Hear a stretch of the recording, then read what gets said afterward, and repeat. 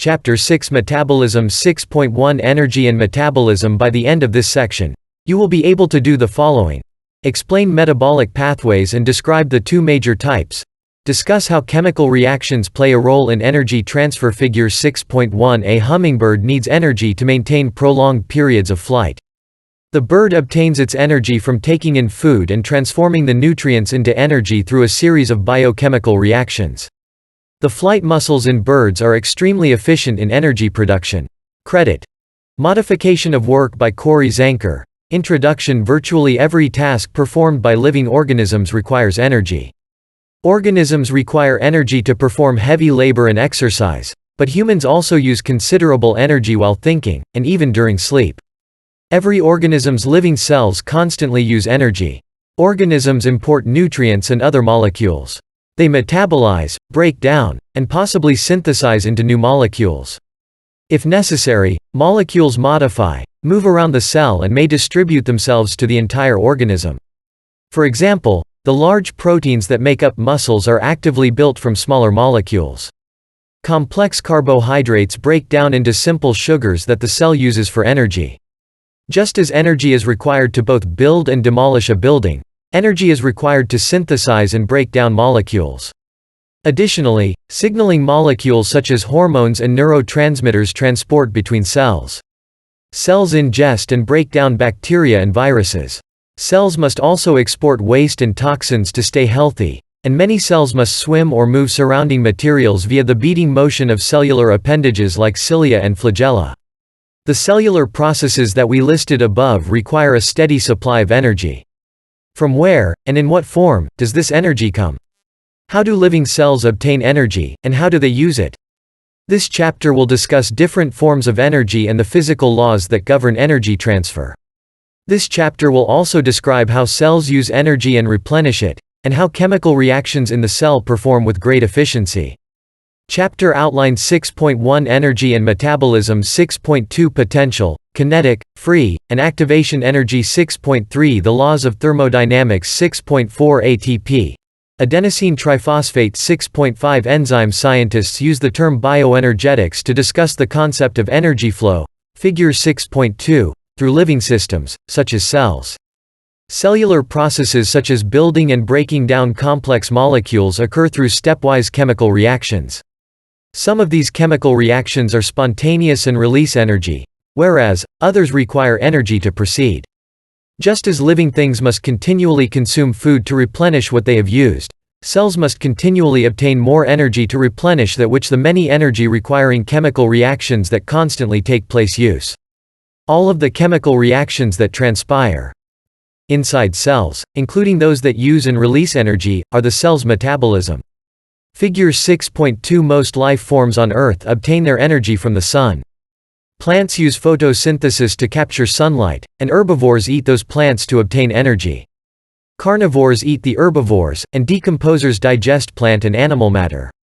Carbohydrate metabolism. Sugar, a simple carbohydrate, metabolism, chemical reactions, is a classic example of the many cellular processes that use and produce energy. Living things consume sugar as a major energy source, because sugar molecules have considerable energy stored within their bonds. The following equation describes the breakdown of glucose, a simple sugar. Consumed carbohydrates have their origins in photosynthesizing organisms like plants, figure 6.3. During photosynthesis, plants use the energy of sunlight to convert carbon dioxide gas, CO2, into sugar molecules, like glucose, C6 hydrogen oxide. Because this process involves synthesizing a larger, energy-storing molecule, it requires an energy input to proceed. The following equation, notice that it is the reverse of the previous equation, describes the synthesis of glucose. During photosynthesis chemical reactions, energy is in the form of a very high-energy molecule scientists call ATP, or adenosine triphosphate. This is the primary energy currency of all cells. Just as the dollar is the 156 Chapter 6, Metabolism access for free at OpenStax.org. Currency we use to buy goods, cells use ATP molecules as energy currency to perform immediate work. The sugar, glucose, is stored as starch or glycogen. Energy-storing polymers like these break down into glucose to supply ATP molecules. Solar energy is required to synthesize a glucose molecule during the photosynthesis reactions. In photosynthesis, light energy from the sun initially transforms into chemical energy that temporally stores itself in the energy carrier molecules ATP and NADPH, nicotinamide adenine dinucleotide phosphate.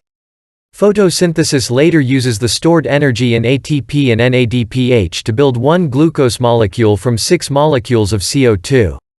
This process is analogous to eating breakfast in the morning to acquire energy for your body that you can use later in the day. Under ideal conditions, energy from 18 molecules of ATP is required to synthesize one glucose molecule during photosynthesis reactions. Glucose molecules can also combine with and convert into other sugar types. When an organism consumes sugars, glucose molecules eventually make their way into each organism's living cell. Inside the cell, each sugar molecule breaks down through a complex series of chemical reactions. The goal of these reactions is to harvest the energy stored inside the sugar molecules. The harvested energy makes high-energy ATP molecules, which perform work, powering many chemical reactions in the cell.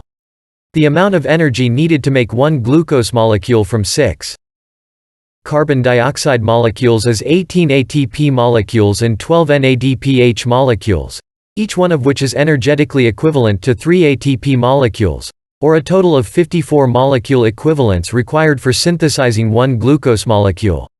This process is a fundamental and efficient way for cells to generate the molecular energy that they require. Figure 6.3 Plants, like this oak tree and acorn, use energy from sunlight to make sugar and other organic molecules. Both plants and animals, like this squirrel, use cellular respiration to derive energy from the organic molecules that plants originally produced. Credit, Acorn. Modification of work by Noel Reynolds.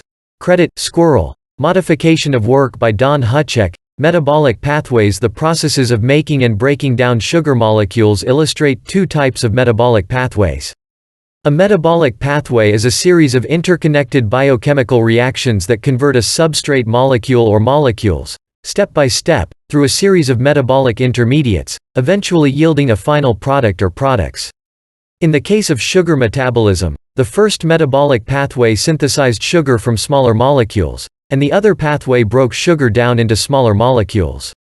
Scientists call these two opposite processes, the first requiring energy and the second producing energy, anabolic, building, and catabolic, breaking down, pathways, respectively. Consequently, building, anabolism, and degradation, catabolism, comprise metabolism. 6.1 Energy and Metabolism 157 Evolution Connection Evolution of metabolic pathways. Figure 6.4 This tree shows the evolution of the various branches of life. The vertical dimension is time. Early life forms, in blue, used anaerobic metabolism to obtain energy from their surroundings. There is more to the complexity of metabolism than understanding the metabolic pathways alone. Metabolic complexity varies from organism to organism. Photosynthesis is the primary pathway in which photosynthetic organisms like plants, planktonic algae perform the majority of global photosynthesis, harvest the sun's energy and convert it into carbohydrates. The byproduct of photosynthesis is oxygen, which some cells require to carry out cellular respiration. During cellular respiration, oxygen aids in the catabolic breakdown of carbon compounds, like carbohydrates. Among the products are CO2 and ATP. In addition, some eukaryotes perform catabolic processes without oxygen, fermentation. That is, they perform or use anaerobic metabolism. Organisms probably evolved anaerobic metabolism to survive. Living organisms came into existence about 3.8 billion years ago, when the atmosphere lacked oxygen. Despite the differences between organisms and the complexity of metabolism, researchers have found that all branches of life share some of the same metabolic pathways, suggesting that all organisms evolved from the same ancient common ancestor. Figure 6.4. Evidence indicates that over time, the pathways diverged, adding specialized enzymes to allow organisms to better adapt to their environment, thus increasing their chance to survive. However, the underlying principle remains that all organisms must harvest energy from their environment and convert it to ATP to carry out cellular functions. Anabolic and catabolic pathways. Anabolic pathways require an input of energy to synthesize complex molecules from simpler ones. Synthesizing sugar from CO2 is one example. Other examples are synthesizing large proteins from amino acid building blocks, and synthesizing new DNA strands from nucleic acid building blocks. These biosynthetic processes are critical to the cell's life, take place constantly, and demand energy that ATP and other high-energy molecules like NADH, nicotinamide adenine dinucleotide, and NADPH provide. Figure 6.5. ATP is an important molecule for cells to have in sufficient supply at all times. The breakdown of sugars illustrates how a single glucose molecule can store enough energy to make a great deal of ATP, 36 to 38 molecules. This is a catabolic pathway. Catabolic pathways involve degrading, or breaking down, complex molecules into simpler ones. Molecular energy stored in complex molecule bonds release in catabolic pathways and harvest in such a way that it can produce ATP. Other energy-storing molecules, such as fats, also break down through similar catabolic reactions to release energy and make ATP. Figure 6.5. It is important to note that metabolic pathway chemical reactions do not take place spontaneously. A protein called an enzyme facilitates or catalyzes each reaction step. Enzymes are important for catalyzing all types of biological reactions, those that require energy as well as those that release energy.